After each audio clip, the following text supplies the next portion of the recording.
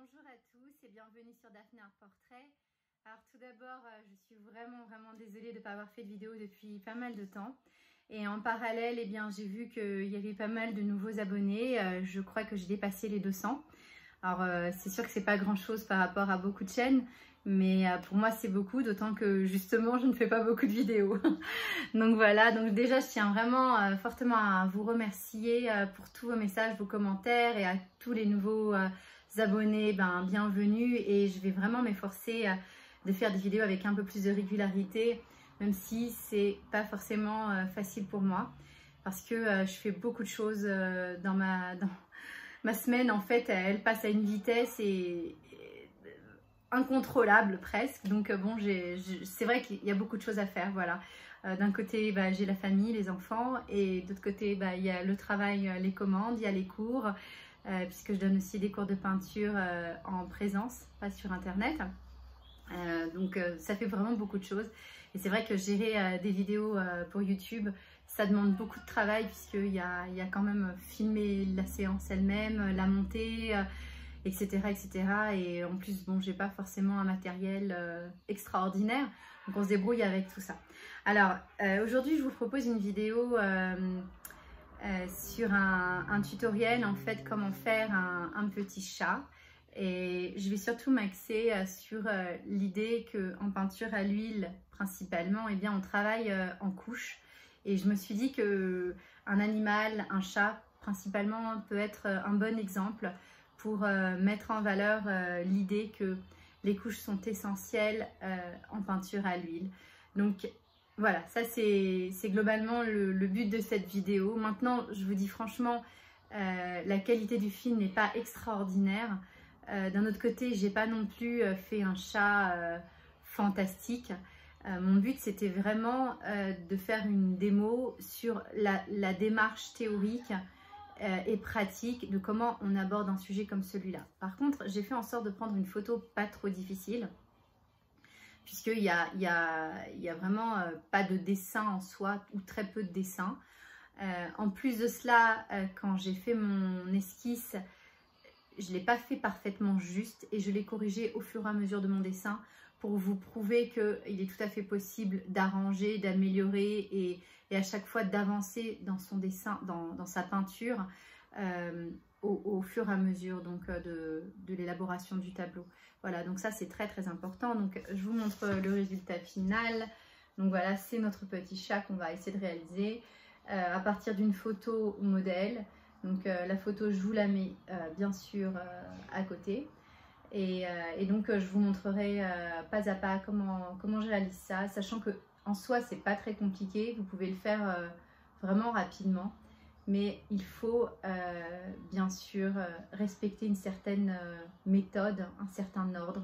Et je crois que c'est ça l'essentiel en peinture, c'est l'ordre et la méthode pour aborder le sujet. Mais par contre, après, bien sûr, quand il s'agit de création artistique, de laisser aller, etc., en suivant cet ordre et cette méthode, vous pouvez y aller et même aller des fois très loin. Des choses que vous n'avez pas prévues vont apparaître, etc. Donc ça, c'est tout à fait normal. Il ne faut pas non plus rester, je veux dire, dans une boîte carrée, mais il faut avoir un process dans la tête, et ce process, vous êtes véritablement à réaliser votre œuvre. Si vous, par exemple, juste comme ça, pour vous donner, pour vous exprimer mieux mon idée, parce qu'on peut, enfin c'est un petit peu confus peut-être, quand on fait par exemple un chat comme celui-ci, eh bien on va pas faire tout d'abord, on va pas commencer par faire super bien les yeux, les détails des yeux, etc. Puis les poils, il n'y en a pas du tout, etc. Non, on va aller étape par étape. Donc comme vous allez le voir là dans la vidéo, vous allez voir que vraiment je respecte un plan d'action. Globalement, un travail se fait en 3 étapes. La première, c'est l'ébauche. La deuxième, eh bien c'est la mise en place en fait des couleurs, le dessin à proprement parler. Enfin, la troisième étape, eh bien, c'est la finition. Voilà. Donc ça, c'est important. Alors, j'ai ma palette. Donc là, nous voyons ma palette. J'ai pas beaucoup de couleurs en vrai. Donc c'est bien, n'importe qui peut vraiment le faire avec très peu de couleurs. Vous allez voir que l'intérêt aussi de ce dessin, de cette photo, pardon, eh bien c'est d'avoir du poil blanc pour vous montrer que justement, même si on utilise du blanc, il y a de la nuance. Et le blanc pur, je ne crois pas du tout l'avoir utilisé une seule fois. Donc on va voir comment on fait de la lumière dans cette démonstration. Donc nous avons du blanc, nous avons bien sûr un peu de jaune, un peu de rouge, du bleu outre-mer et puis des terres. Alors terre de sienne brûlée, terre de sienne naturelle et j'ai pris aussi un sépia.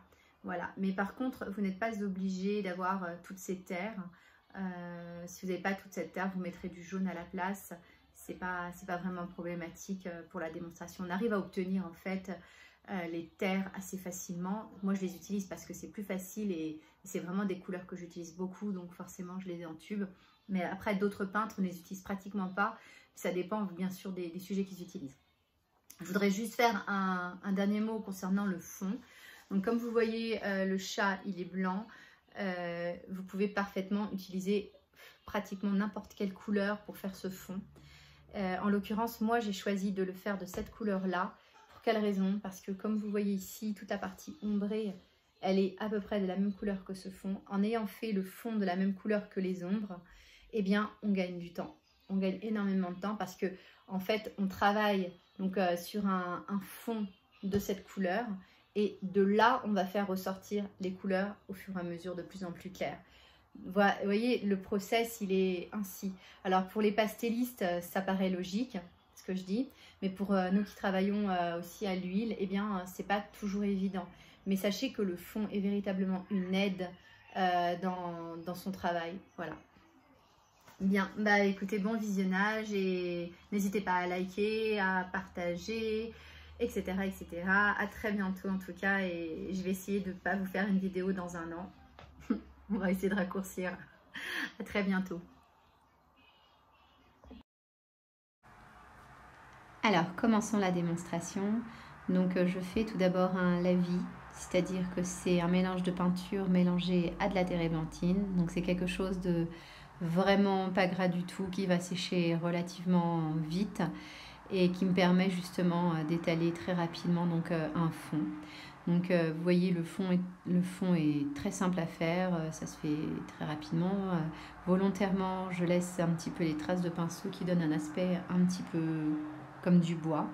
Voilà, mon but c'est de travailler sur un fond coloré qui est quasiment sec après l'avoir étalé. Voilà, et ça donne un aspect assez chouette de bois. Donc au milieu, j'efface un petit peu avec un sopalin l'endroit où je vais faire mon esquisse. Donc l'esquisse, je le fais pareil avec un jus. Je le fais à main levée et très rapidement. Le but étant simplement de positionner chaque élément comme les oreilles, les yeux, le nez, l'un par rapport à l'autre. Honnêtement, le dessin est assez simple à réaliser. Et même si on se trompe plus ou moins, par la suite on peut plus ou moins corriger facilement. Voilà. Alors là sur mon dessin par exemple, mon oreille droite est un petit peu trop sur la droite, et bien très rapidement je l'ai remise dans le bon axe. Voilà. Donc toujours avec un jus, je fais mes premières ombres sur le côté droit. Voilà. Et dès que j'ai fini bien cette partie-là, je vais commencer tout simplement à passer mes premières couleurs un petit peu plus claires pour faire ressortir mon chat. Donc c'est le même mélange de marron, terre de sienne, naturelle et brûlée, avec un peu de sépia, du blanc. Et puis par la suite, je vais rajouter des tonalités comme du bleu. Voilà, là on le voit maintenant. Donc c'est simplement pour faire ressortir davantage la lumière. Il n'y a pas du tout de blanc pur que j'utilise. Étant donné que le fond est dans les tons orange, jaune, marron, la complémentaire, eh bien, c'est le bleu. Donc, pour faire un vrai blanc lumineux, eh bien, on utilise un blanc bleuté. Voilà. Donc, bon, il faut aller étape par étape et mettre en place eh bien, les ombres et progressivement les lumières par tranches de nuances, tout simplement. Voilà. Pareil aussi, en redessinant les yeux, eh bien, je redonne la forme initiale de mes yeux.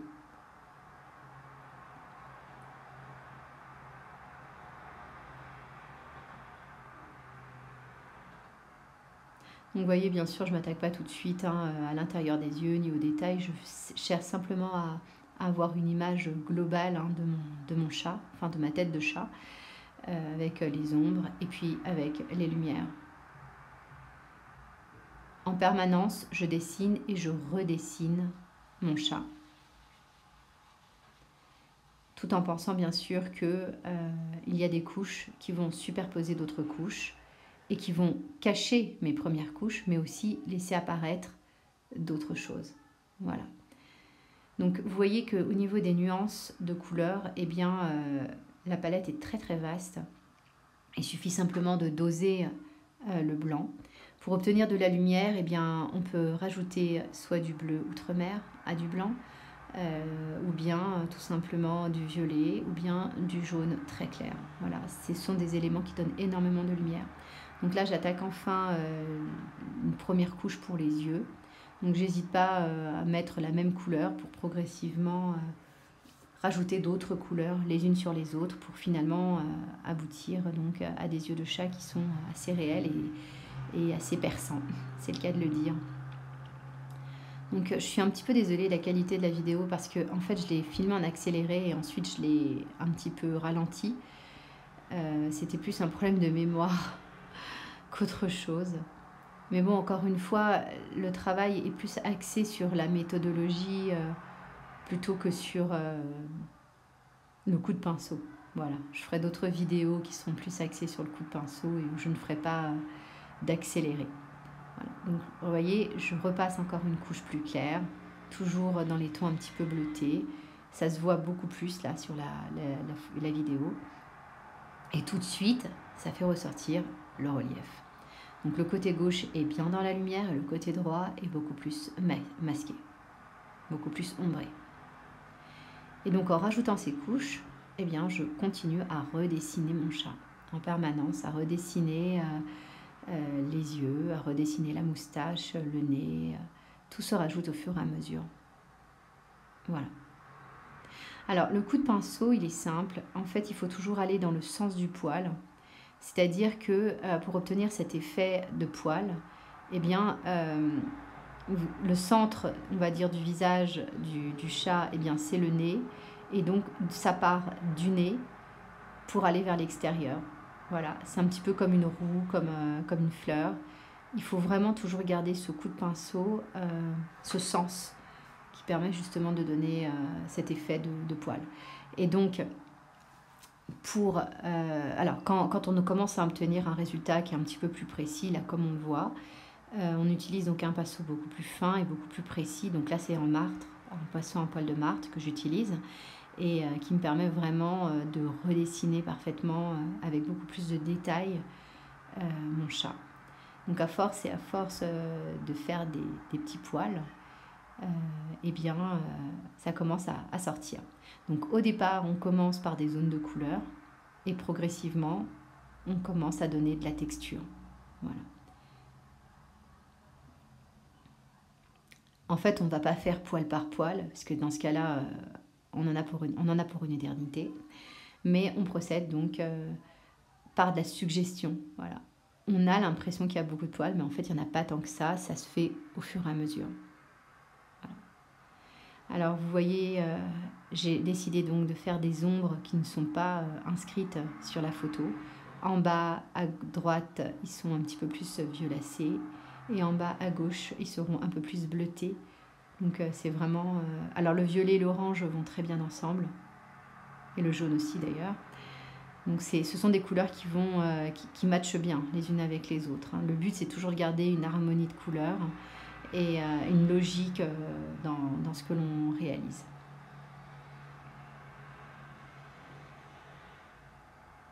Voilà, donc là, vous voyez, je repasse une autre couche beaucoup plus précise pour créer mes ombres au sein dans les yeux même. Donc les yeux de chat, hein, ça peut se travailler des heures et des heures parce que c'est assez complexe. Il y a beaucoup de reflets, beaucoup de paillettes, vraiment beaucoup de nuances. Bon là, je ne suis pas rentrée vraiment dans beaucoup de détails pour être honnête, parce que je travaille dans un ensemble. Maintenant, si je devais le faire avec plus de précision, je me serais appliquée davantage avec d'autres couches successives. Voilà. Donc là, regardez, j'augmente encore la profondeur. Donc bien sûr, hein, ça me fait effacer des couches, mais je vais repasser par-dessus.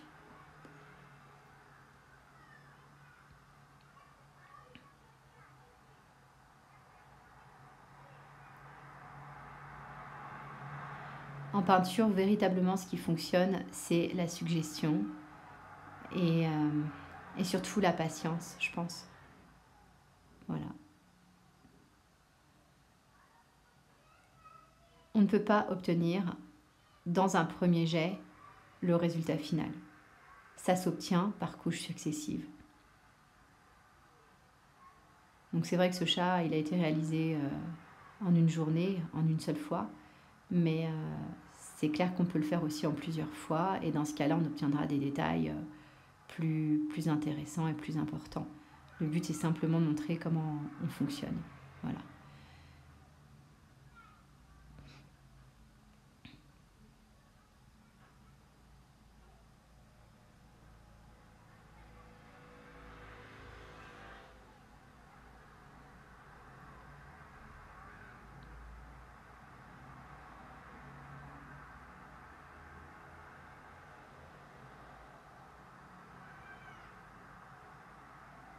Alors, j'utilise pas non plus de très grosses quantités de peinture. Ça, c'est très très important parce que si vous utilisez des grosses quantités de peinture, dans ce cas-là, ça va sécher très lentement. Et donc, vous ne pourrez pas faire ce chat en une seule séance. Voilà. Donc là, en l'occurrence, je l'ai fait en plusieurs séances de la même journée, mais je l'ai fini dans la même journée. Voilà. Alors, j'aime bien effacer et repasser, de façon presque systématique. D'un autre côté, plus j'efface et plus plus je mets des couches et j'en remets une autre et ainsi de suite, et plus le chat il devient un peu plus vivant, quoi. Ça se voit tout de suite.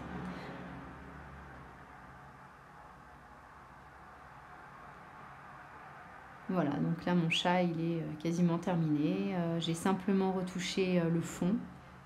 Je vais vous en parler tout à l'heure. Je ne l'ai pas filmé, mais mon chat est quasiment terminé.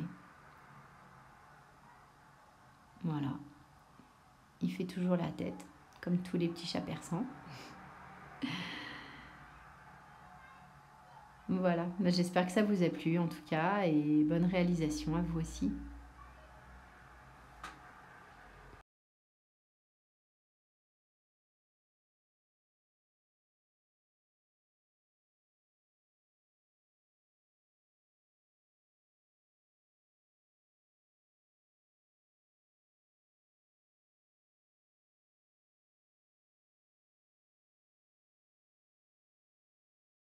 Alors j'espère que vous avez fait un bon visionnage. Je voulais simplement rajouter, parce que je ne l'ai pas filmé, malheureusement, je n'ai pas pensé en fait à le filmer. C'est toujours comme ça que ça se passe, hein, voilà. Toujours brancher la caméra, etc. Je ne suis pas encore bien là-dedans. Alors en fait, ce que j'ai fait, vous avez vu la couleur de mon fond, et maintenant dans le résultat final, on n'a pas tout à fait le même fond. Donc en fait, j'ai simplement rajouté des glacis de couleurs pour juste créer des effets. J'ai un peu plus aussi mangé à certains endroits mes poils pour donner, on va dire, un cadre un petit peu plus ordonné, un peu mieux centré, etc. Et par-dessus ça, j'ai refait donc quelques poils comme ça, mais en glacis. Voilà, donc par-dessus mon fond, parce que bien sûr, le fond est un fond, il est en arrière-plan, et mon chat est en premier plan. Donc il faut toujours garder cette logique de disposition. C'est simplement tout simple. Vous pouvez vous faire les glacis que vous souhaitez. Moi j'ai fait terre de sienne brûlée ici. Ici j'ai mis du doré. Ça se voit pas trop parce qu'après je l'ai mélangé à d'autres couleurs. Mais globalement c'est de la terre de sienne naturelle, du doré. Et là ici j'ai un petit peu mélangé du blanc avec ce mélange. Donc là ici c'est plus clair et ici c'est un petit peu plus foncé. et c'est fait vraiment à la fin, histoire de donner un petit effet comme ça. Et ce qui est bien, c'est que cette partie-là, elle ressort vraiment par rapport au fond. Voilà. Et autre chose aussi, j'ai créé des reflets. En fait, ici, c'est des reflets un petit peu violacés, d'accord, pour justement rester dans l'idée de l'ombre de ce côté-ci. Et ici, les reflets, ils sont plutôt bleutés, d'accord. Donc là, c'est bleu, là, c'est violet. Et en fait, bah, c'est toujours pour donner ces effets de perspective, quoi, pour voir l'ombre du chat. Et ces couleurs-là, on les retrouve aussi au niveau des oreilles et au niveau de toutes les parties un petit peu plus foncées.